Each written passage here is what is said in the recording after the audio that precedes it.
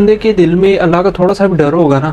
جس بندے کو پتا ہوگا کہ مجھے میرا اللہ دیکھ رہا ہے، وہ میرے گناہوں پر اس کی نظر ہے، وہ اس کی پکڑ مجھے آ سکتی ہے،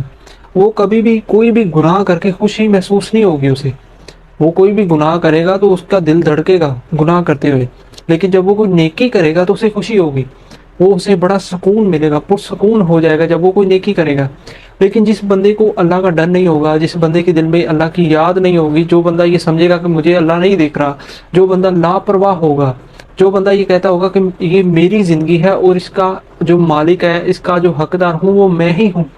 میں ہی ہوں، میں اپنی مرضی سے جس طرح چاہے میں زندگی بسر کروں، کوئی مجھے روکنے ٹوکنے والا نہیں ہے، تو ایسے بندے کو جب کوئی گناہ وہ کرتا ہے تو اس کا دل نہیں دھڑکتا، نہ ہی اسے کوئی برا محسوس ہوتا ہے، نہ ہی کوئی ہچکچاہٹ محسوس ہوتی ہے، نہ ہی شرم محسوس ہوتی ہے، وہ بلکہ خوش ہوتا ہے،